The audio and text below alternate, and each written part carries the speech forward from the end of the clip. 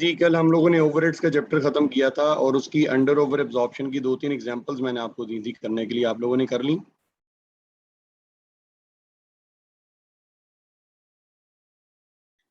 किसी स्टूडेंट को under over absorption में कोई इशू हो? एनीवन?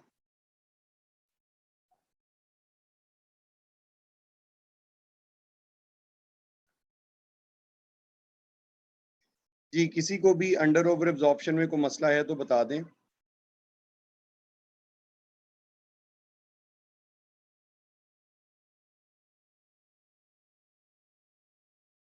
चलें मैं जरा आपके साथ आंसर स्टडी कर लूं पहले कल वाली एग्जांपल्स के।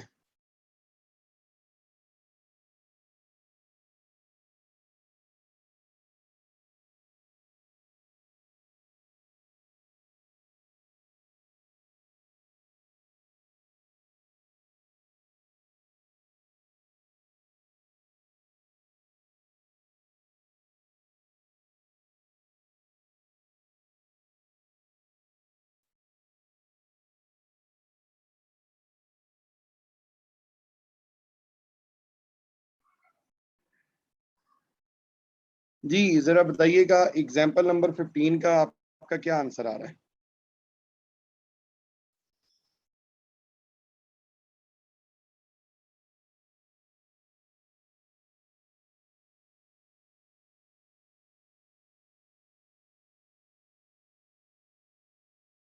D option? आप सब लोग कह रहे हैं जी डी ऑप्शन है। Okay fine. क्वेश्चन नंबर 16 का बताइएगा, एग्जांपल 16।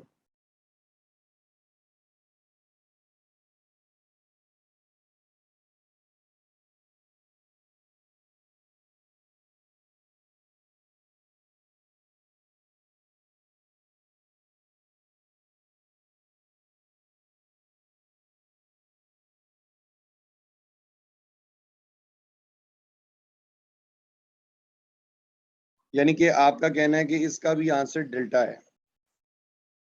फाइन जी, एग्जांपल नंबर 17 बताइएगा।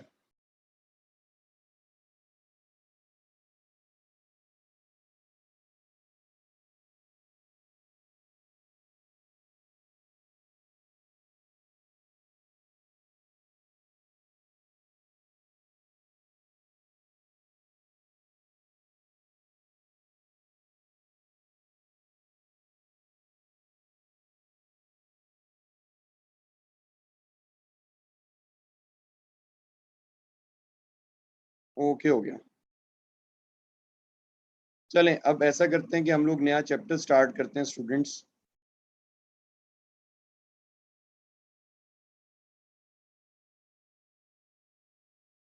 Marginal and absorption costing.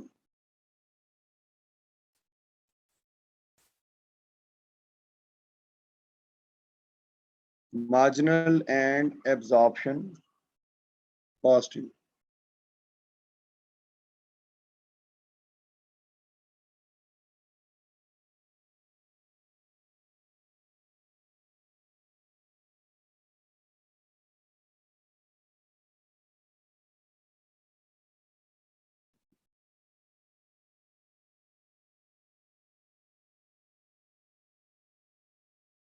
Marginal and absorption costing, जैसे कि इसका थोड़ा सा इंट्रो मैंने स्टूडेंट्स आपको दिया था कि ये हमारी दो कॉस्ट अकाउंटिंग की अप्रोचेस के नाम है, एब्जॉर्प्शन एंड मार्जिनल कॉस्टिंग।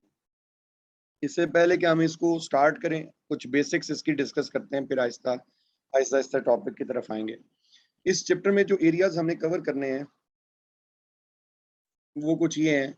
सबसे पहले product and period cost classification, जैसे कि ये हम पहले भी मैंने बताया था जब हम पहला चैप्टर पढ़ रहे थे, तो मैंने आपसे कहा था कि जो आपकी एब्जॉर्प्शन मार्जिनल कॉस्टिंग है ये बेस करती है product and period cost classification के ऊपर।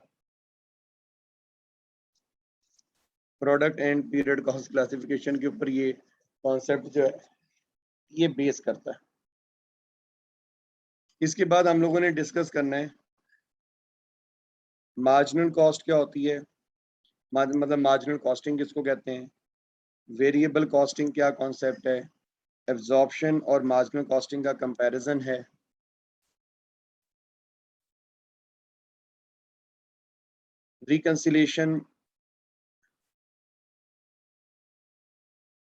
Reconciliation of profit between absorption and marginal costing, ये इसके अंदर आएगी।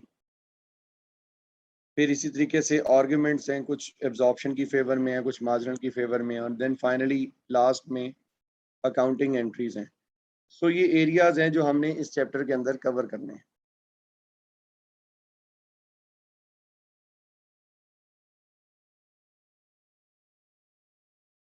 नेक्स्ट ये हमारी स्लाइड है प्रोडक्ट एंड पीरियड कॉस्ट की, जो हमने फर्स्ट चैप्टर में भी डिस्कस की थी।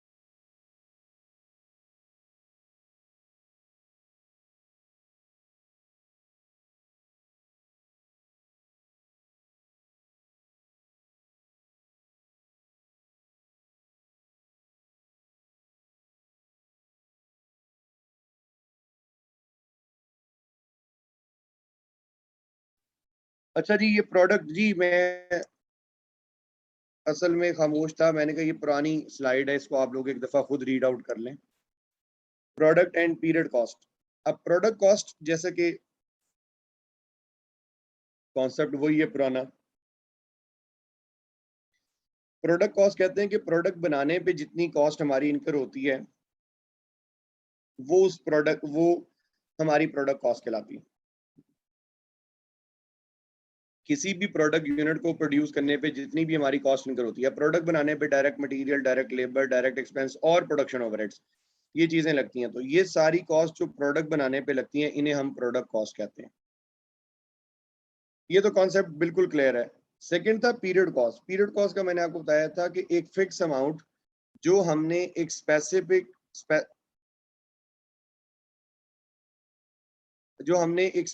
टाइम पीरियड के बाद पे करनी है, irrespective of the production volume, उसको हम कहते हैं कि ये हमारी क्या है, पीरियड कॉस्ट। एक ऐसी कॉस्ट जो हम एक स्पेसिफिक टाइम पीरियड के बाद पे करेंगे irrespective of the production volume, उसको हम कहते हैं कि ये हमारी पीरियड कॉस्ट है। जैसे हम बिल्डिंग का रेंट देते हैं, ठीक है, हम सैलरी पे करते हैं, हम इंश्योरेंस की पेमेंट करते हैं, ठीक है, हम टैक्स पे करते हैं, इंटरेस्ट पे करते हैं, एडवर्टाइजमेंट की फिक्स कॉस्ट हम पे करते हैं, अगर डिस्ट्रीब्यूशन कॉस्ट हम फिक्स अमाउंट पे कर रहे हैं तो वो इसमें आएगी।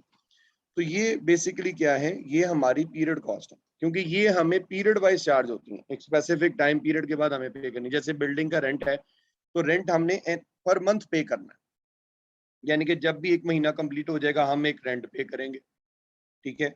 तो ये पीरियड कॉस्ट में आ जाती है। सैलरी एक महीना कंप्लीट हुआ जी, ये सैलरी हम उसको पे करेंगे।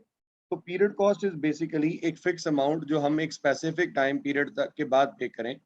स्पेसिफिक पीरियड मतलब एक है कि एक फिक्स टाइम इंटरवल के बाद, स्पेसिफिक पीरियड कह लें, या बल्कि मैं इसको कह देता हूँ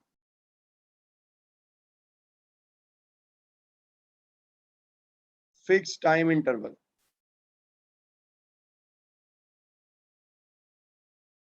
ये ज्यादा अप्रोप्रिएट हो जाएगा। After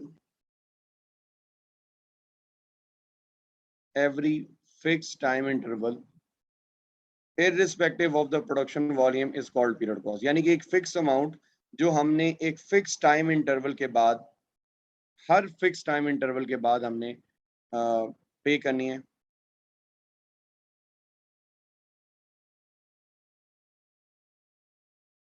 every time after fix time interval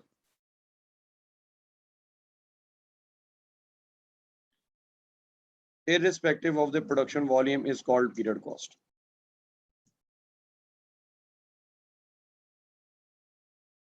ठीक है जी, इसको हम क्या कहते हैं, ये हमारी क्या है, पीरियड कॉस्ट। हाँ, ऐसी कॉस्ट को हम क्या कहते हैं, ये हमारी क्या है, पीरियड कॉस्ट। एक फिक्स अमाउंट जो हमने एक स्पेसिफिक टाइम पीरियड के बाद पे करनी है irrespective of the production volume, उसको हम कहते हैं कि ये हमारी क्या है, period cost. Production volume, production quantity, यानी कि हम यूनिट ज्यादा बनाएं या कम बनाएं उससे उस पर फर्क नहीं पड़ेगा। यानी कि हम ज्यादा यूनिट्स प्रोड्यूस करें या कम करें उससे उसके ऊपर कोई फर्क नहीं पड़ेगा, वो अमाउंट हमने उतनी ही पे करनी है।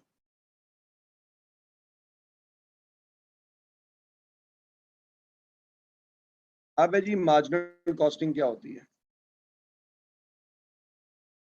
सबसे पहले हमें इस कॉन्सेप्ट को अंडरस्टैंड करना है, what is marginal cost. Marginal cost किसको कहते हैं, मार्जिनल कॉस्ट कहते हैं कि वो कॉस्ट, अब जरा बात गौर से सुनना, अब यहाँ पे बात मार्जिनल कॉस्टिंग की नहीं हो रही, यहाँ पे बात हो रही है मार्जिनल कॉस्ट की। मार्जिनल कॉस्ट स्टूडेंट्स कहते हैं ऐसी कॉस्ट जो किसी प्रोडक्ट या सर्विस के बनने पे लगे। यानी कि अगर हम वो प्रोडक्ट यूनिट बनाएंगे या वो सर्विस प्रोवाइड करेंगे तो वो खर्चा होगा, अदरवाइज नहीं होगा। नहीं, एक्स्ट्रा नहीं, एक्स्ट्रा का मतलब यहाँ पे ये कि अगर हम कोई एडिशनल यूनिट प्रोड्यूस करेंगे तो वो कॉस्ट लगेगी, अदरवाइज नहीं लगेगी। यानी कि अगर हम कोई प्रोडक्ट यूनिट बनाएं तो वो कॉस्ट इनकर हो, और अगर वो प्रोडक्ट यूनिट ना बनाएं तो वो कॉस्ट इनकर ना हो। जैसे अब मैं अब यहाँ पे दो कॉस्ट के साथ अगर इसको एग्जांपल्स दूं तो फिर इसको आप ज्यादा बेहतर तौर पे समझ जाओगे। जैसे मटेरियल है, अब मटेरियल कब लगेगा, जब प्रोडक्ट बनेगी। हम चेयर बनाएंगे तो वुड लगेगी ना, अगर चेयर नहीं बनाएंगे तो वुड कॉस्ट नहीं लगेगी। हम जितनी ज्यादा चेयर्स बनाएंगे उतनी ज्यादा वुड कॉस्ट लगेगी, हम जितनी कम चेयर्स बनाएंगे उतनी कम वुड कॉस्ट लगेगी। यानी कि चेयर बनेगी तो वुड की कॉस्ट लगेगी, वरना नहीं लगेगी। ठीक है, इसका मतलब है कि वुड कॉस्ट का लगना, नेल्स और ग्लू का लगना, फोम का लगना, फैब्रिक का लगना, ठीक है, ये तब होगा, पॉसिबल होगा जब वो हम प्रोडक्ट बनाएंगे। अगर हम प्रोडक्ट नहीं बनाते तो फिर वो कॉस्ट भी हमारी इनकर नहीं होगी। इसके बरक्स अगर हम एक बिल्डिंग का रेंट दे रहे हैं तो रेंट हम यूनिट्स ज्यादा बनाएं या कम बनाएं, रेंट हमने पे करना करना है। देखो, एक बिल्डिंग का रेंट है जी 10,000 रुपया पर मंथ। हम यूनिट्स, हम 10 यूनिट्स बनाएंगे तब भी रेंट 10,000 है, अगर हम 10,000 यूनिट्स बनाएंगे तब भी रेंट 10,000 ही है, या और अगर हम कोई यूनिट नहीं बनाएंगे तब भी रेंट 10,000 है। यानी कि जिस तरह बिल्डिंग का रेंट है, तो बिल्डिंग का रेंट हमने इन एनी केस पे करना है, चाहे प्रोडक्शन करें या ना करें। तो इसका मतलब है कि जो बिल्डिंग की रेंट कॉस्ट है वो मार्जिनल कॉस्ट नहीं हो सकती, क्योंकि प्रोडक्ट बने या ना बने ये तो दोनों सूरतों में लगती है। जबकि मार्जिनल कॉस्ट की डिस्क्रिप्शन तो ये है कि मार्जिनल कॉस्ट तब लगती है जब यूनिट बनता है, अगर यूनिट नहीं बनेगा तो मार्जिनल कॉस्ट भी नहीं लगेगी। बात समझ गए, अगर यूनिट बनेगा तो मार्जिनल कॉस्ट इनकर होगी, और अगर यूनिट नहीं बनाते तो यूनिट मार्जिनल कॉस्ट भी इनकर नहीं होती। गॉट इट जी।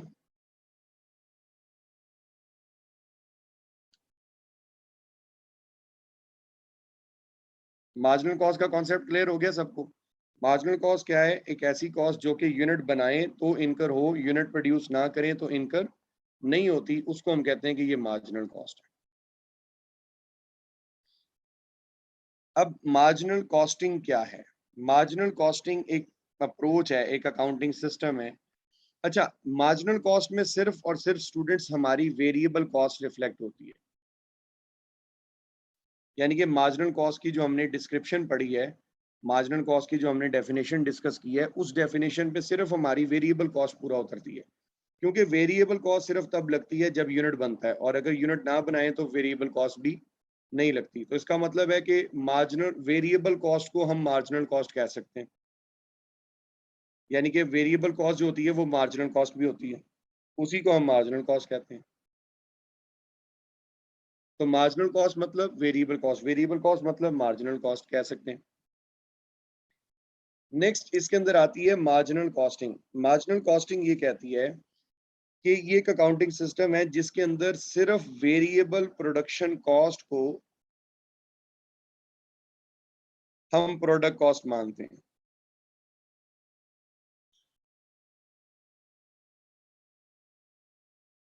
यानी कि मार्जिनल कॉस्टिंग के मुताबिक सिर्फ जो वेरिएबल प्रोडक्शन कॉस्ट है ये प्रोडक्ट कॉस्ट है, क्योंकि मार्जिनल कॉस्ट कहते हैं कि ऐसी कॉस्ट जो प्रोडक्ट बने तो लगे, ना बने तो ना लगे। तो जो हमारी ये जो कॉस्ट है वेरिएबल प्रोडक्शन कॉस्ट, ये वो कॉस्ट है जो प्रोडक्ट बनाए तो लगती है, ना बनाए तो ना नहीं लगती। तो मार्जिनल कॉस्टिंग कहती है कि जो वेरिएबल प्रोडक्शन कॉस्ट है ये हमारी प्रोडक्ट कॉस्ट में आएगी। वेरिएबल प्रोडक्शन कॉस्ट किस में आएगी? प्रोडक्शन कॉस्ट, हम इसको इसको हम अपनी प्रोडक्ट कॉस्ट ट्रीट करेंगे। इसके अलावा जो हमारी फिक्स कॉस्ट है, फिक्स कॉस्ट को हम पीरियड कॉस्ट ट्रीट करेंगे, यानी कि हम फिक्स कॉस्ट को अपनी प्रोडक्ट कॉस्ट में चार्ज नहीं करते। क्योंकि फिक्स कॉस्ट की एग्जांपल क्या है? Rent, salary. देखिए रेंट और सैलरी, इंश्योरेंस, ये तो आपने इन एनी केस पे करने हैं, चाहे यूनिट बने या ना बने। यानी कि ये एक फिक्स अमाउंट है जो आपने दोनों सूरतों में पे करनी है, यूनिट बनेगा तब भी पे करनी है, यूनिट नहीं बनेगा तब भी पे करनी है। तो ये कॉस्ट तो इन एनी केस लगेगी, ये कॉस्ट तो इन एनी केस इनकर होगी। तो इसलिए मार्जिनल कॉस्टिंग कहती है कि जो फिक्स कॉस्ट है वो हमारी पीरियड कॉस्ट है, हम उसको अपनी प्रोडक्ट कॉस्ट में शामिल नहीं करेंगे। स्टूडेंट्स ये कॉन्सेप्ट समझ में आ गया? मार्जिनल कॉस्ट और मार्जिनल कॉस्टिंग क्या कहती है, ये कॉन्सेप्ट सबको क्लियर हुआ है या नहीं हुआ? क्योंकि पूरा चैप्टर इसी कॉन्सेप्ट पे चलना है।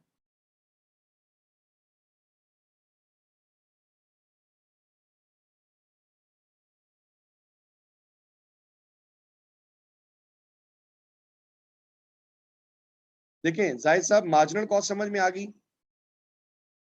जाहिद साहब, मार्जिनल कॉस्ट समझ में आ गई? मार्जिनल कॉस्ट ये कहती है कि मार्जिनल कॉस्ट उस कॉस्ट को कहते हैं जो यूनिट बने तो लगे, यूनिट ना बने तो ना नहीं लगती। ठीक है। अब मार्जिनल कॉस्टिंग ये कहती है इसी बात को लेकर, मार्जिनल कॉस्टिंग कहती है कि हम सिर्फ वेरिएबल प्रोडक्शन कॉस्ट को अपनी प्रोडक्ट कॉस्ट मानते हैं। अब वेरिएबल प्रोडक्शन कॉस्ट में कौन कौन सी कॉस्ट आती है? वेरिएबल प्रोडक्शन में हमारे पास आ जाती है direct material cost, direct labour cost, direct expense और variable production overheads.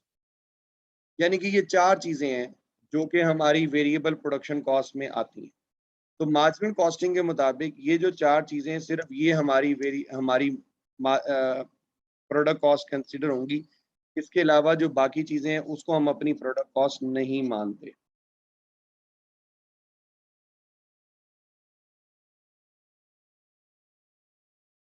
Marginal costing कहती है कि सिर्फ वेरिएबल प्रोडक्शन कॉस्ट हमारी प्रोडक्ट कॉस्ट है। इसके अलावा जितनी हमारी फिक्स कॉस्ट है वो सारी की सारी फिक्स कॉस्ट हमारी पीरियड कॉस्ट है, हम उनको अपनी प्रोडक्ट कॉस्ट में शामिल नहीं करेंगे। और वो जितनी भी पीरियड कॉस्ट हैं वो हमारे कंट्रीब्यूशन में से लेस होंगी एज एक्सपेंस। हम इनको अपने कंट्रीब्यूशन में से लेस करेंगे एज एक्सपेंस। जैसे हम अपनी फाइनेंशियल स्टेटमेंट बनाते हैं, statement of profit and loss, जिसको हम इनकम स्टेटमेंट भी कहते हैं, तो उसमें जो हमारे एक्सपेंडिचर्स होते हैं वो as a period cost GP में से लेस हो रहे होते हैं। इसी तरह मार्जिनल कॉस्टिंग ये कहती है कि हम फिक्स कॉस्ट को पीरियड कॉस्ट ट्रीट करेंगे, यानी कि एज ए एक्सपेंस ट्रीट करेंगे, यानी कि हम इसको अपनी प्रोडक्ट कॉस्ट में चार्ज नहीं करेंगे। हम इसको अपनी प्रोडक्ट कॉस्ट में चार्ज नहीं करेंगे, हम इसको as a period cost treat करेंगे।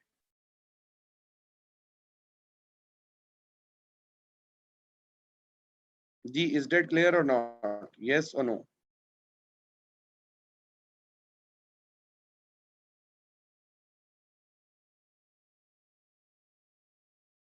ठीक है, ये मार्जिनल कॉस्टिंग का स्कूल ऑफ थॉट है। अब आते हैं एब्जॉर्प्शन कॉस्टिंग की तरफ। एब्जॉर्प्शन कॉस्टिंग ये कहती है कि हम अपनी प्रोडक्ट कॉस्ट में, सबसे पहले तो इसको अंडरस्टैंड करना होगा कि एब्जॉर्प्शन क्या होता है। एब्जॉर्प्शन का मतलब है कि जो हम अपनी ओवरहेड कॉस्ट को अपने प्रोडक्ट यूनिट में एब्जॉर्ब करवाते हैं, उसको, उस प्रोसेस का नाम एब्जॉर्प्शन है। जैसे कि हमने अभी पीछे ओवरहेड्स के चैप्टर में ओएआर कैलकुलेट करना सीखा था। ओएआर में क्या हो रहा था, हम अपना ओवरहेड एब्जॉर्प्शन रेट निकाल रहे थे, यानी कि हम अपनी ओवरहेड कॉस्ट पर यूनिट मेजर कर रहे थे कि प्रोडक्ट का एक यूनिट बनाने पे हमारी कितनी ओवरहेड कॉस्ट लगती है। तो एब्जॉर्प्शन में हमने क्या किया, हमने अपनी ओवरहेड कॉस्ट को टोटल से पर यूनिट में कन्वर्ट किया। इस प्रोसेस का नाम एब्जॉर्प्शन है। अब एब्जॉर्प्शन कॉस्टिंग क्या कहती है? एब्जॉर्प्शन कॉस्टिंग एक अकाउंटिंग सिस्टम है जिसके मुताबिक वेरिएबल और फिक्स प्रोडक्शन कॉस्ट, इन दोनों को हम अपनी प्रोडक्ट कॉस्ट ट्रीट करते हैं। इन दोनों को हम अपनी प्रोडक्ट कॉस्ट ट्रीट करते हैं, यानी कि वेरिएबल और फिक्स प्रोडक्शन कॉस्ट में क्या क्या चीजें शामिल हैं? डायरेक्ट मटेरियल, डायरेक्ट लेबर,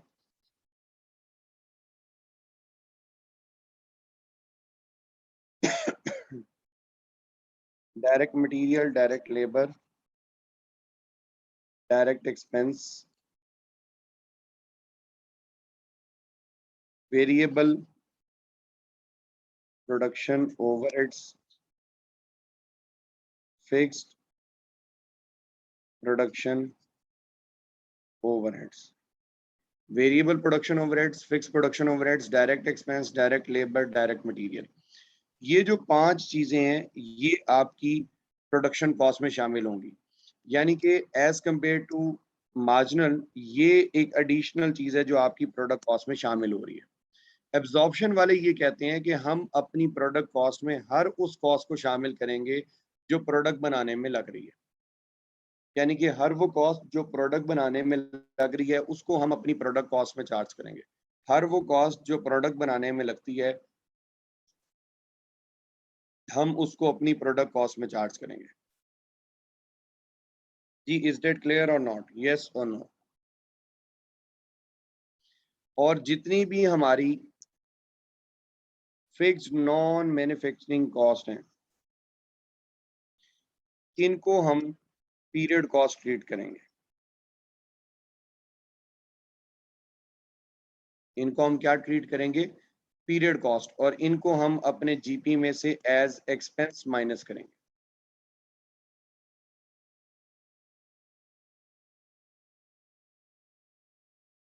इनको जीपी में से एज ए एक्सपेंस लेस करेंगे। ये एब्जॉर्प्शन कॉस्टिंग कहती है। जी स्टूडेंट्स, इज डेट क्लियर और नॉट? यस और नो?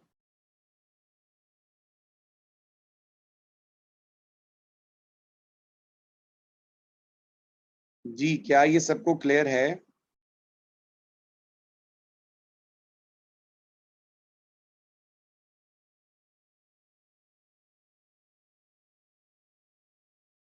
तो कोई रिप्लाई कर दें। नहीं क्लियर तब भी बताएं, क्लियर है तब भी बताएं। सारे चुप करके बैठ गए।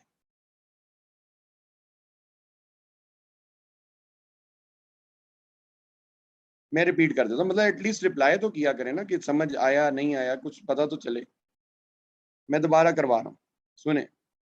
देखो, मार्जिनल कॉस्टिंग वाला कह रहा था, मार्जिनल कॉस्टिंग वाला कह रहा था कि हम अपनी प्रोडक्ट कॉस्ट में सिर्फ वेरिएबल प्रोडक्शन कॉस्ट को शामिल करेंगे। वेरिएबल प्रोडक्शन कॉस्ट में क्या चीजें आती हैं? Direct material, direct labour, direct expense, variable production overheads. जबकि एब्जॉर्प्शन कॉस्टिंग ये कह रही है कि हम अपनी प्रोडक्ट कॉस्ट में direct material, direct labour, direct expense, variable production overheads के साथ फिक्स प्रोडक्शन ओवरहेड्स को भी शामिल करेंगे।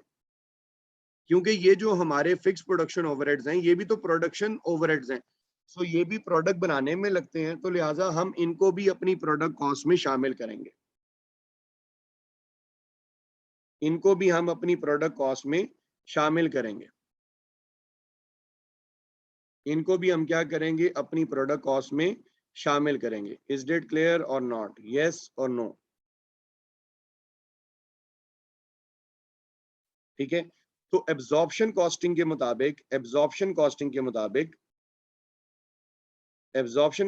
मुताबिक हमारी प्रोडक्ट कॉस्ट क्या है? वेरिएबल और फिक्स प्रोडक्शन कॉस्ट। और जो हमारे फिक्स नॉन प्रोडक्शन ओवरहेड्स हैं, हम उन्हें as a period cost treat करेंगे, एज ए एक्सपेंस, जीपी में से लेस करेंगे, ग्रॉस प्रॉफिट में से लेस होंगे। ये एब्जॉर्प्शन कॉस्टिंग कहती है। मार्जिनल कॉस्टिंग के मुताबिक सिर्फ fix cost non production, fix cost जो है, फिक्स प्रोडक्शन वाली भी और फिक्स नॉन प्रोडक्शन वाली भी, वो दोनों पीरियड कॉस्ट हैं। जबकि एब्जॉर्प्शन वाला कहता है कि नहीं जी, फिक्स प्रोडक्शन ओवरहेड्स जो हैं वो हमारी प्रोडक्ट कॉस्ट है, और जो फिक्स नॉन प्रोडक्शन ओवरहेड्स हैं वो हमारी पीरियड कॉस्ट है।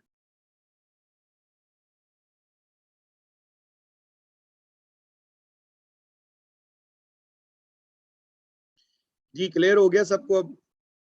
अब ये इस स्लाइड से मजीद चीज क्लियर हो जाएगी।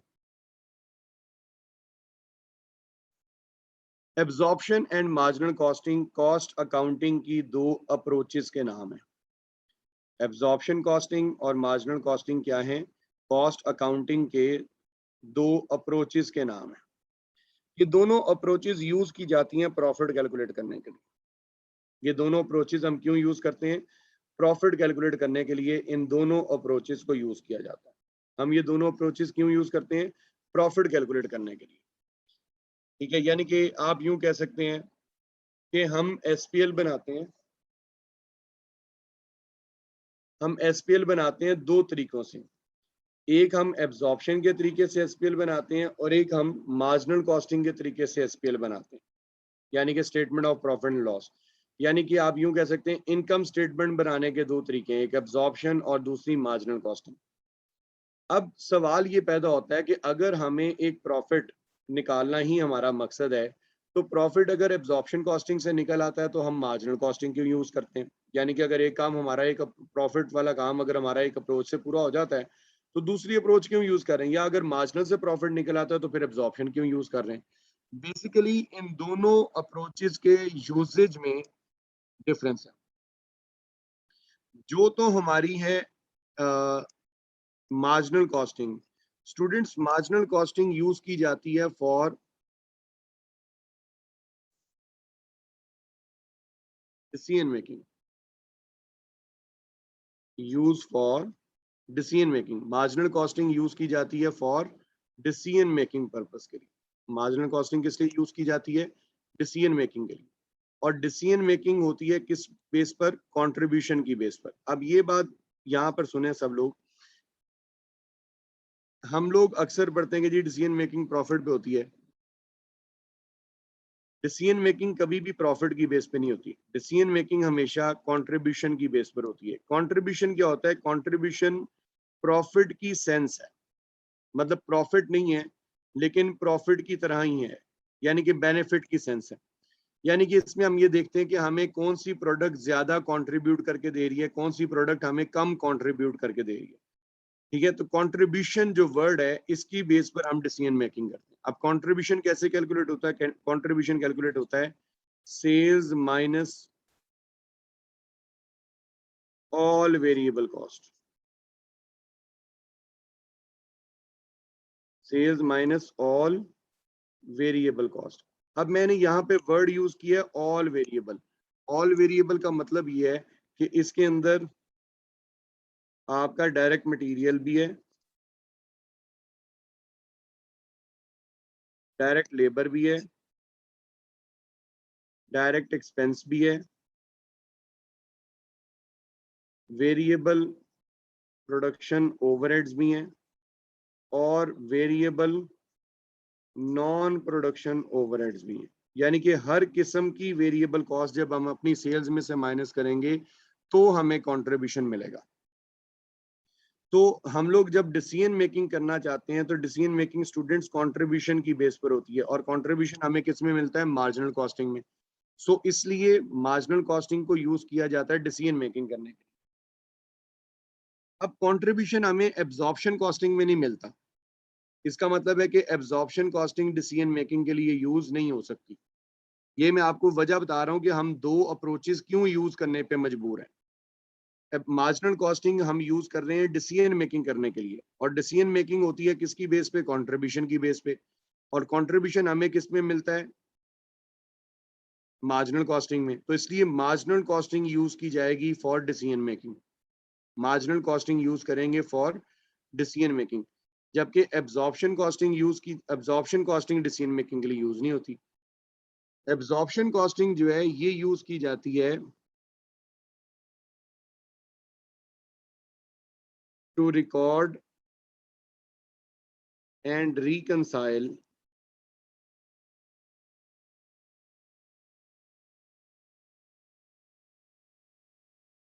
फाइनेंशियल एंड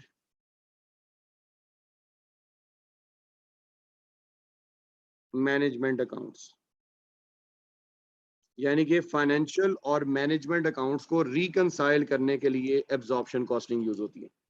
देखें, जब पीरियड एंड होता है, साल कोई कंपनी का खत्म हो जाता है, तो साल खत्म होने पे कंपनी की जार है, हमने पढ़ा पिछले चैप्टर्स में भी कि दो किस्म के अकाउंट्स होते हैं। कुछ हमारे फाइनेंशियल अकाउंट्स होते हैं और कुछ हमारे मैनेजमेंट अकाउंट्स होते हैं। तो एब्जॉर्प्शन कॉस्टिंग में हम क्या करते हैं कि हम फाइनेंशियल और मैनेजमेंट अकाउंट्स को रिकंसाइल करते हैं। फाइनेंशियल और मैनेजमेंट अकाउंट्स को हम क्या करते हैं? रिकंसाइल करते हैं।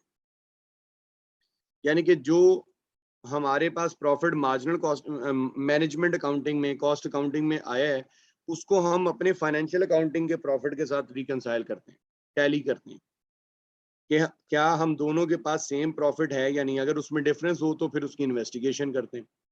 तो जब हम फाइनेंशियल और मैनेजमेंट अकाउंट्स को रिकंसाइल करते हैं, तो जो मैनेजमेंट अकाउंट्स हमने एब्जॉर्प्शन मेथड से बनाए होते हैं उनको यूज किया जाता है फाइनेंशियल अकाउंट्स के साथ रिकंसिलिएशन के लिए।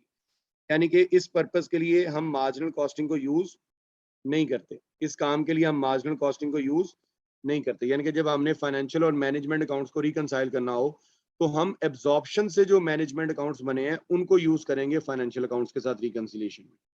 ठीक है, मार्जिनल कॉस्टिंग को नहीं यूज करेंगे।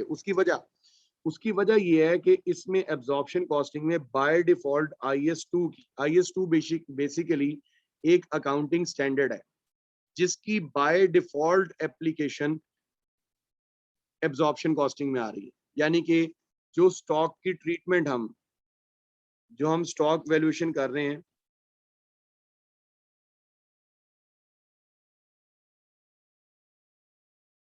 इन एब्जॉर्प्शन कॉस्टिंग, यानी कि ओपनिंग क्लोजिंग स्टॉक की जो हम वैल्यूएशन करते हैं, stock valuation in absorption costing is same as we do in financial accounting। यानी कि जिस तरीके से हम इन्वेंट्री की वैल्यूएशन करते हैं एब्जॉर्प्शन कॉस्टिंग में, एग्जैक्टली उसी तरीके से हम फाइनेंशियल अकाउंटिंग में करते हैं। तो यानी कि इसमें एब्जॉर्प्शन में और फाइनेंशियल में स्टॉक का ट्रीटमेंट जो है वो सेम है। स्टॉक का ट्रीटमेंट सेम है। यानी कि जिस तरीके से ओपनिंग और क्लोजिंग स्टॉक की वैल्यू फाइनेंशियल अकाउंटिंग में निकाली जाती है, बिल्कुल वैसे ही ओपनिंग और क्लोजिंग स्टॉक की वैल्यू एब्जॉर्प्शन कॉस्टिंग में निकाली जाती है। तो यानी कि एब्जॉर्प्शन में और फाइनेंशियल अकाउंटिंग में कुछ सिमिलैरिटी है। इसलिए जब हमने फाइनेंशियल और मैनेजमेंट अकाउंट्स को रिकंसाइल करना होता है तो वहां पे एब्जॉर्प्शन कॉस्टिंग को यूज किया जाता है, मार्जिनल को यूज नहीं किया जाता। इसका मतलब ये हुआ कि मार्जिनल कॉस्टिंग हमें हेल्प कर रही है डिसीजन मेकिंग में, एब्जॉर्प्शन नहीं करती। एब्जॉर्प्शन हमें हेल्प कर रही है फाइनेंशियल और मैनेजमेंट की रिकंसिलिएशन में, लेकिन मार्जिनल कॉस्टिंग हमें इसमें हेल्प नहीं कर रही। इसका मतलब है कि इन दोनों अप्रोचेस को यूज करने का जो मकसद है, इन दोनों अप्रोचेस को यूज करने का जो पर्पज है वो डिफरेंट है, सेम नहीं है। इन दोनों अप्रोचेस को यूज करने का जो मकसद है वो मुख्तलिफ है। तो जब पर्पज मुख्तलिफ है तो इसका मतलब ये हुआ कि हमारे पास चॉइस नहीं है कि हम इसमें से एब्जॉर्प्शन यूज करेंगे या मार्जिनल यूज करेंगे। हमें ये दोनों अप्रोचेस यूज करनी पड़ेंगी। हमें ये दोनों अप्रोचेस क्या करनी पड़ेंगी? यूज करनी पड़ेंगी, क्योंकि हम इन दोनों अप्रोचेस के बगैर आगे नहीं चल सकते। हम इन दोनों अप्रोचेस के बगैर आगे नहीं चल सकते। स्टूडेंट्स, बात समझ में आई है या नहीं आई? हाँ या ना? यानी कि कंपनीज के लिए एब्जॉर्प्शन कॉस्टिंग को यूज करना भी जरूरी है और मार्जिनल कॉस्टिंग को भी यूज करना जरूरी है, क्योंकि कंपनीज ने डिसीजन मेकिंग भी करनी है, तो डिसीजन मेकिंग के लिए एब्जॉर्प्शन कॉस्टिंग चाहिए, और जाहिर है फाइनेंशियल और मैनेजमेंट अकाउंट्स की रिकंसिलिएशन भी करनी है, उसके लिए हमें एब्जॉर्प्शन कॉस्टिंग चाहिए। तो इसका मतलब है कि कंपनीज ने ये दोनों अप्रोचेस यूज करनी है, एब्जॉर्प्शन वाली भी और मार्जिनल कॉस्टिंग वाली। तो कंपनीज ये दोनों अप्रोचेस यूज करेंगी। मैंने आपको इनके यूजेस बता दिए, ठीक है। अब ऐसा करें, क्योंकि अब इससे आगे अगर बात शुरू करते हैं तो फिर उसके अंदर ब्रेक लेना पॉसिबल नहीं होगा, तो आप लोग यहीं पे 10 मिनट्स की ब्रेक कर लें फॉर नमाज, ठीक है। 10 मिनट्स के बाद एग्जैक्ट 5 o'clock हम लोग इसको दोबारा आफ्टर 10 मिनट्स यहीं से कंटिन्यू करेंगे। तो क्योंकि इसके बाद फिर बात लंबी चलेगी, तो आप लोग यहीं पे ब्रेक कर लें।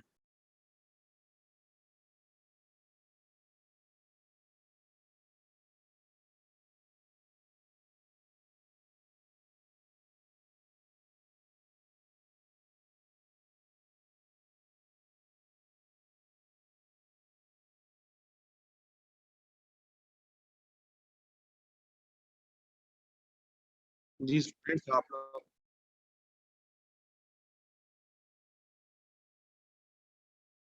ठीक हो गया, तो स्टार्ट करते हैं जी। तारिक साहब, स्क्रीन नजर आ रही है अब आपको?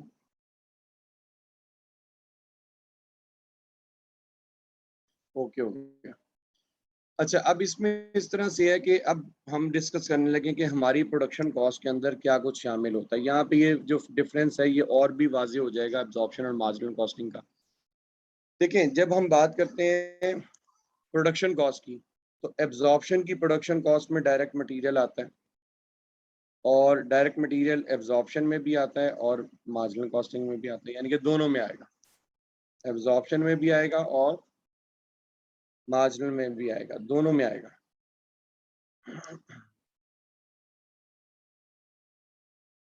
एब्जॉर्प्शन और मार्जिनल कॉस्टिंग दोनों में आएगा। इसी तरीके से डायरेक्ट लेबर भी दोनों में आती है, मतलब एब्जॉर्प्शन में भी आती है और मार्जिनल वाला भी उसको अपनी प्रोडक्ट कॉस्ट मानता है। डायरेक्ट एक्सपेंस जो है उसको भी जो है वो हमारा एब्जॉर्प्शन वाला भी अपनी प्रोडक्ट कॉस्ट मानता है और मार्जिनल वाला भी उसको अपनी प्रोडक्ट कॉस्ट मानता है, तो लिहाजा ये दोनों की प्रोडक्ट कॉस्ट में शामिल है।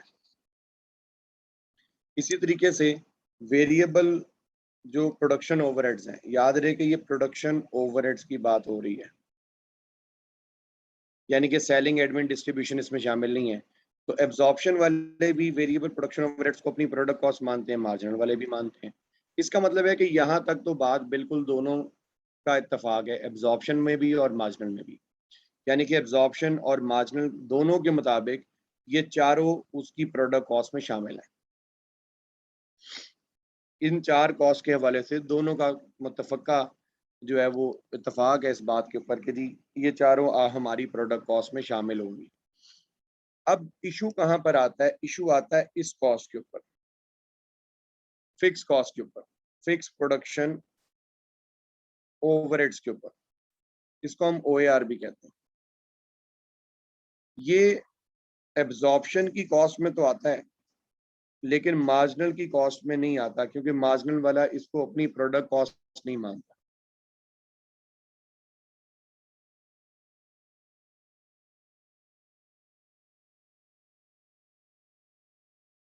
तो जो सारा फसाद, जो फितना है, वो यहाँ पर है, यानी कि इस कॉस्ट का, फिक्स प्रोडक्शन ओवरहेड की वजह से सारा फितना और फसाद है। एब्जॉर्प्शन वाले कहते हैं कि फिक्स प्रोडक्शन ओवरहेड्स भी हमारी प्रोडक्ट कॉस्ट में आने चाहिए, क्योंकि ये कॉस्ट भी हमारी प्रोडक्ट बनाने में लगती है। मार्जिनल वाले कहते हैं कि जी फिक्स प्रोडक्शन ओवरहेड्स को हमारी प्रोडक्ट कॉस्ट में नहीं आना चाहिए, क्योंकि हम इसको प्रोडक्ट कॉस्ट नहीं मानते, हम इसको पीरियड कॉस्ट मानते हैं। यानी कि मार्जिनल वाले इसको ट्रीट करेंगे पीरियड कॉस्ट, इसलिए वो इसको अपनी प्रोडक्ट कॉस्ट में चार्ज नहीं कर रहे। जबकि एब्जॉर्प्शन वाले इसको अपनी प्रोडक्ट कॉस्ट मानते हैं, इसलिए वो इसको अपनी प्रोडक्शन कॉस्ट में शामिल करते हैं, वो इसको अपनी प्रोडक्ट कॉस्ट में शामिल करते हैं। बात समझ में आ गई या नहीं आई? हाँ या ना? बाकी चार बातों पर दोनों का इत्तेफाक है, दोनों एक पेज पर है, बाकी चार कॉस्ट के हवाले से, कि एब्जॉर्प्शन वाला भी कहता है कि बाकी चारों प्रोडक्शन कॉस्ट है, मार्जिनल वाला भी कहता है कि चारों प्रोडक्शन कॉस्ट। लेकिन जो फिक्स प्रोडक्शन ओवरहेड है यहाँ पर कंफ्यूजन है। एब्जॉर्प्शन वाला कहता है कि फिक्स प्रोडक्शन ओवरहेड्स को हम प्रोडक्ट कॉस्ट मानते हैं, मार्जिनल वाला कहता है नहीं जी हम इसको प्रोडक्ट कॉस्ट नहीं मानते, हम इसको पीरियड कॉस्ट मानते हैं। तो ये सारी कॉन्ट्रडिक्शन है इन दोनों के दरमियान। अब यहाँ पर इसको मैं एक एग्जाम्पल से इन दोनों का पॉइंट ऑफ व्यू आपको समझाता हूँ। फर्ज करें कि हमें प्रोडक्शन करनी है। प्रोडक्शन करने के लिए हमने एक बिल्डिंग रेंट पे ले ली है।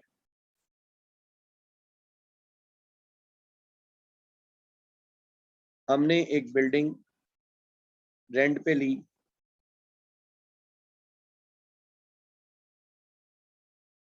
प्रोडक्शन करने के लिए, और हम इस बिल्डिंग का रेंट दे रहे हैं $10,000 पर मंथ। हम इस बिल्डिंग का रेंट दे रहे हैं कितना?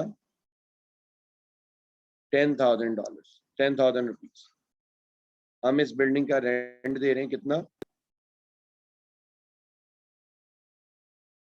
10,000 रुपीज।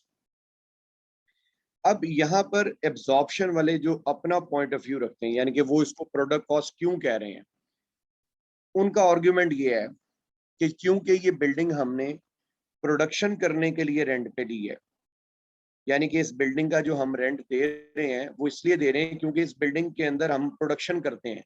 हमने हम इस बिल्डिंग के अंदर प्रोडक्शन करते हैं, प्रोडक्ट बनाते हैं, इसलिए हम इसको अपनी प्रोडक्ट कॉस्ट मानते हैं। इसलिए हमारा मानना ये है कि इस बिल्डिंग का रेंट हमारी प्रोडक्शन कॉस्ट में शामिल होना चाहिए, इस बिल्डिंग का रेंट हमारी प्रोडक्शन कॉस्ट होनी चाहिए। सो यानी कि हमने ये बिल्डिंग रेंट पे ली ही इसलिए कि प्रोडक्शन करनी है। अगर प्रोडक्शन ना करनी होती तो बिल्डिंग भी ना रेंट पे लेते। इस पॉइंट ऑफ व्यू से एब्जॉर्प्शन वाले ये कहते हैं कि जी इसको हम अपनी प्रोडक्ट कॉस्ट में चार्ज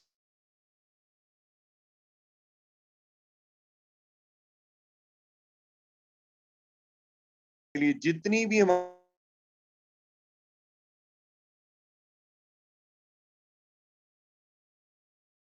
प्रोडक्ट बनाने के लिए जितनी भी हमारी कॉस्ट इनकल होगी वो हमारी प्रोडक्ट कॉस्ट में चार्ज होगी, यानी कि हम उसको अपनी प्रोडक्ट कॉस्ट मानते हैं, हम उसको अपनी प्रोडक्ट कॉस्ट ट्रीट करेंगे।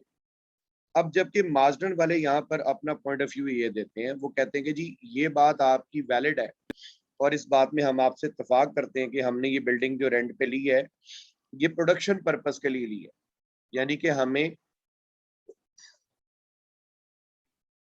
प्रोडक्शन करनी थी तो प्रोडक्शन करने के लिए हमने बिल्डिंग रेंट पे ली है। अगर हमारा मकसद प्रोडक्ट बनाना ना होता तो हम ये बिल्डिंग रेंट पे ना लेते।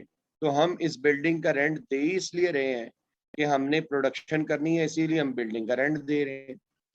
लेकिन वो कहते हैं कि जी हमारा यहाँ पर एक सवाल है, हम ये बताएं कि क्या अगर हम प्रोडक्शन ज्यादा करें तो रेंट पे कोई फर्क पड़ेगा? हाँ जी बताएं। अगर हम यूनिट ज्यादा प्रोड्यूस करें तो क्या रेंट में कोई फर्क पड़ेगा? अगर हम प्रोडक्शन ज्यादा कर लें तो क्या रेंट में कोई फर्क आएगा? उससे नहीं आएगा। और अगर प्रोडक्शन कम कर दें तो रेंट में कोई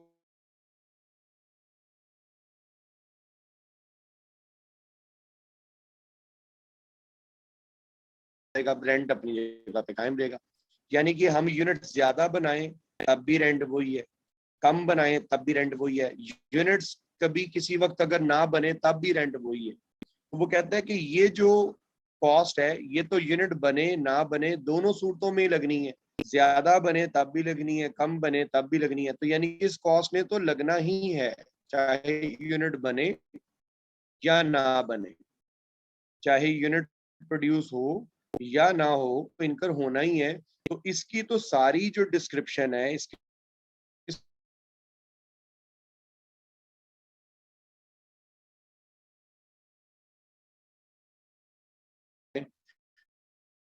वो तो पीरियड कॉस्ट वाले हैं। पीरियड कॉस्ट भी क्या होती है? फिक्स अमाउंट है जो हम एक स्पेसिफिक टाइम पीरियड से पे करते हैं रिस्पेक्टिव प्रोडक्शन ओवरहेड्स के थ्रू। सारे के सारे जरासीमी पीरियड कॉस्ट वाले हैं, तो हम इसको as a period cost treat करेंगे ना कि as a product cost.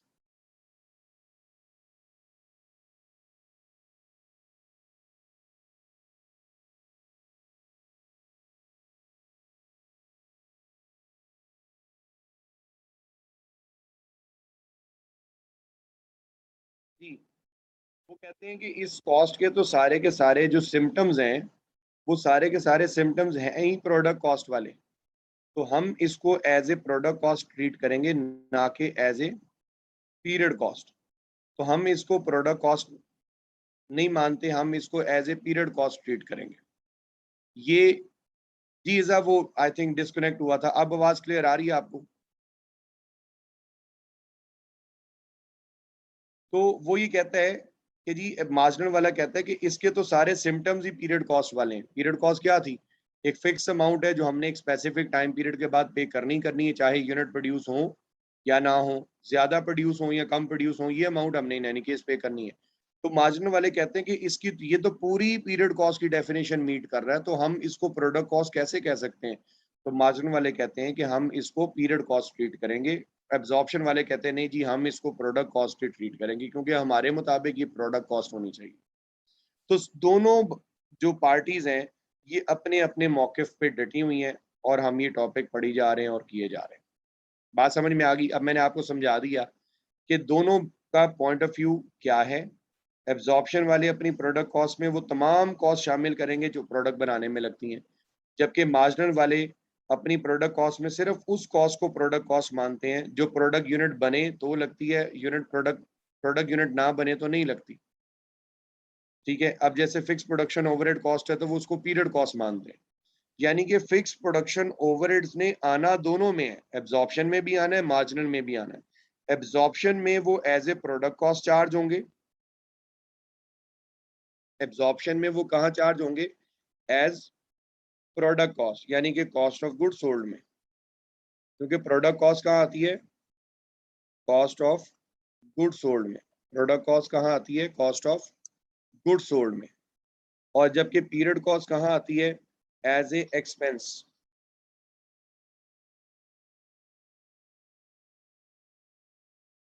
As expense after contribution. यानी कि फिक्स कॉस्ट आएगी दोनों में, लेकिन एज ए क्या आएगी, इसमें फर्क है, इसी में बहस है और इसी में इख्तलाफ है। एब्जॉर्प्शन वाले भी फिक्स कॉस्ट को ट्रीट करेंगे, मार्जिनल वाले भी करेंगे, लेकिन एब्जॉर्प्शन वाले ट्रीट करेंगे एज प्रोडक्ट कॉस्ट और मार्जिनल वाले ट्रीट करेंगे एज पीरियड कॉस्ट। ये फर्क है। ये फर्क और अभी वाजे हो जाएगा, हम इसके फॉर्मेट्स की तरफ चलते हैं। फॉर्मेट्स पे जाने से पहले ये कुछ बेसिक चीज़ें, बेसिक कैलकुलेशंस हैं आपको एक रिकॉल करवाने के लिए कि अंडर ओवर एब्जॉर्प्शन कैलकुलेट करने का फॉर्मेट, सॉरी ओएआर निकालने का फॉर्मूला ये है कि हम बजटेड ओवरहेड्स को डिवाइड करते हैं बजटेड एक्टिविटी लेवल से, तो हमारे पास ओवरहेड एब्जॉर्प्शन रेट निकल आता है। अंडर ओवर एब्जॉर्प्शन निकालने का फॉर्मूला ये है कि हम पहले एब्जॉर्ब्ड ओवरहेड्स निकालते हैं, फिर एक्चुअल ओवरहेड्स का डिफरेंस लेते हैं, तो जो दोनों का डिफरेंस है वो हमारे अंडर या ओवर एब्जॉर्प्शन होती है। तीसरा और जो फाइनल इसमें जो कॉन्सेप्ट है वो है क्लोजिंग स्टॉक इक्वेशन। यानी कि अगर हमें कभी क्वेश्चन करते हुए क्लोजिंग स्टॉक के यूनिट्स ना बताए हुए हों क्वेश्चन के अंदर, तो हम इस इक्वेशन से क्लोजिंग स्टॉक के यूनिट्स कैलकुलेट कर सकते हैं। हम इस इक्वेशन से क्लोजिंग स्टॉक के यूनिट्स कैलकुलेट कर सकते हैं। क्लोजिंग स्टॉक के यूनिट्स कैसे निकलेंगे? Opening stock units plus production units minus sales units. यानी कि ओपनिंग और प्रोडक्शन यूनिट्स को अगर ऐड कर लिया जाए और उसमें से सेल्स यूनिट्स निकाल दिए जाएं, तो जो डिफरेंस बचेगा वो क्लोजिंग स्टॉक यूनिट्स का होगा। अब यहाँ पर है जी फॉर्मेट यूजिंग एब्जॉर्प्शन कॉस्टिंग। जब हम एब्जॉर्प्शन कॉस्टिंग से इसको करेंगे तो सबसे पहले क्या होगी? सेल्स। सेल्स में हम क्या करेंगे? हम सेल्स यूनिट्स लेंगे,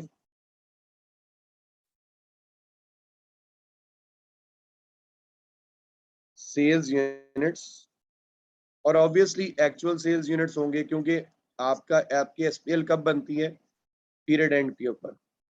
इसको हम सेलिंग प्राइस पर यूनिट से मल्टीप्लाई कर देंगे। तो सेलिंग प्राइस पर यूनिट से जब आप इसको मल्टीप्लाई करेंगे तो आपके पास सेल्स निकल आएंगे, हम ये सेल्स निकलेंगे। इसके बाद है जी cost of goods sold. Cost of goods sold में सबसे पहले ओपनिंग स्टॉक, ओपनिंग स्टॉक के जो यूनिट्स होंगे उनको मल्टीप्लाई करेंगे एब्जॉर्प्शन की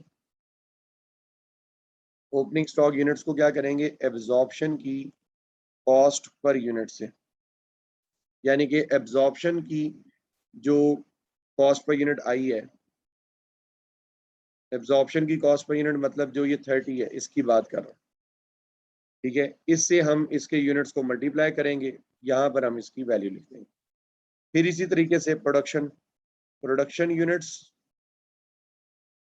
उनको मल्टीप्लाई करेंगे एब्जॉर्प्शन की कॉस्ट पर यूनिट 30 से, तो हमारे पास ये प्रोडक्शन की वैल्यू आ जाएगी। Then closing stock, closing stock अगर गिवन है तो फाइन, नहीं गिवन तो ये भी हमने पिछली स्लाइड पे इक्वेशन डिस्कस की है कि क्लोजिंग स्टॉक इस इक्वेशन से निकल सकता है। क्लोजिंग स्टॉक यूनिट्स को हम मल्टीप्लाई करेंगे एब्जॉर्प्शन की कॉस्ट पर यूनिट्स, तो ये क्लोजिंग स्टॉक आ गया। अब क्या होगा कि ओपनिंग और प्रोडक्शन ऐड होगी, उसमें से क्लोजिंग स्टॉक को माइनस किया जाएगा, तो यहाँ पे हमारे पास कॉस्ट ऑफ गुड्स सोल्ड आ जाएगी। कॉस्ट ऑफ गुड्स सोल्ड में से, कॉस्ट ऑफ गुड्स सोल्ड को हम सेल्स में से माइनस करेंगे तो हमारे पास क्या आएगा, अनएडजस्टेड जीपी। क्या आएगा, अनएडजस्टेड जीपी। हम इसको अनएडजस्टेड जीपी इसलिए कहते हैं क्योंकि हमने अभी इसमें अपनी ओवरहेड कॉस्ट को क्या करना है, एडजस्ट करना है। क्योंकि यहाँ पर जो हमने अपनी ओवरहेड कॉस्ट जो चार्ज की है, क्योंकि ये एब्जॉर्प्शन कॉस्टिंग है स्टूडेंट्स, एब्जॉर्प्शन कॉस्टिंग में हमारे यहाँ पर जो फिक्स कॉस्ट चार्ज हो रही है वो है हमारे एब्जॉर्ब्ड ओवरहेड्स।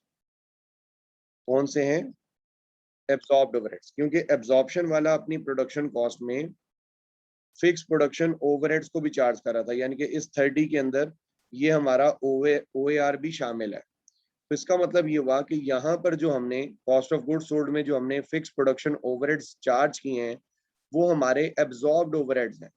क्योंकि ये देखो, ये मेरे actual production units into OAR इसके अंदर शामिल है इस एब्जॉर्प्शन की कॉस्ट पर यूनिट में, तो ये मेरे एब्जॉर्ब्ड ओवरहेड्स बन जाते हैं। अब मेरे अगर एब्जॉर्ब्ड ओवरहेड्स मेरे एक्चुअल ओवरहेड से मुख्तलिफ हैं, तो इसका मतलब है कि जो मैंने यहाँ से अपनी फिक्स कॉस्ट लेस की है वो मे भी मेरे एक्चुअल से मुख्तलिफ है, तो उस वो एक्चुअल से जितनी डिफरेंट है वो हम यहाँ से अंडर ओवर एब्जॉर्प्शन करके बैलेंस करेंगे। अगर तो अंडर एब्जॉर्ब्ड है, यानी कि मैंने ऊपर जो फिक्स कॉस्ट लेस की है वो कम है, तो जितनी कम है उतनी मजीद यहाँ से लेस कर दूंगा, तो वो इफेक्ट एक्चुअल के बराबर हो जाएगा।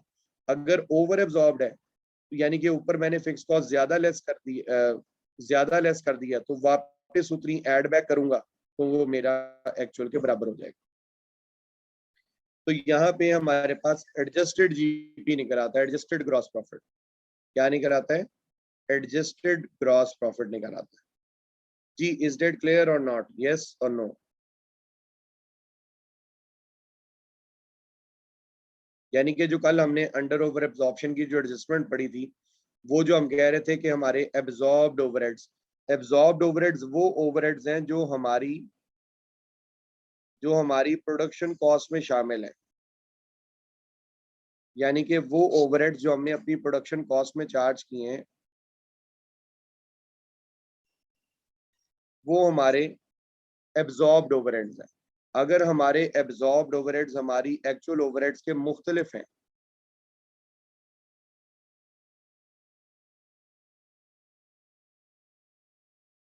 तो उसका इफेक्ट हम यहाँ से अनएडजस्टेड जीपी में एडजस्ट करके बैलेंस आउट करेंगे। इसके बाद फिर हमारी वेरिएबल सेलिंग ओवरहेड्स, यानी कि non production overheads, variable selling overhead, variable distribution overhead, fix selling overhead, fix distribution overheads, fixed administration overheads, हम इन सब को टोटल करके यहाँ से लेस करेंगे। और जब हम इसको एडजस्टेड जीपी में से ये तमाम नॉन प्रोडक्शन ओवरहेड्स हम लेस कर देंगे, तो हमारे पास क्या आ जाएगा, इसका नेट प्रॉफिट। हमारे पास इसका एब्जॉर्प्शन का क्या निकल आएगा, net profit. Students, is that clear और नॉट? किसी को इसमें कोई कंफ्यूजन है तो बताएं, क्योंकि ये इसके बाद मैंने क्वेश्चन करवाना है आपको,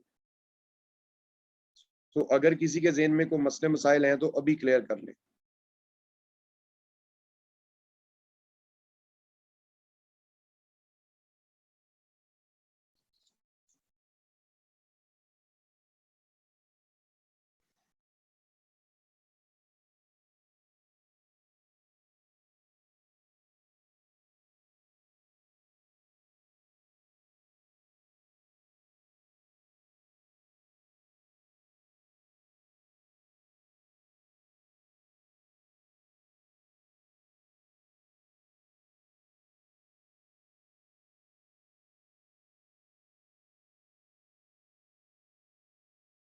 ओके हो गया। सो आप लोगों को कोई इशू नहीं है। तो अब मूव करते हैं जी मार्जिनल कॉस्टिंग का। अब इसी तरह मार्जिनल कॉस्टिंग का भी फॉर्मेट है।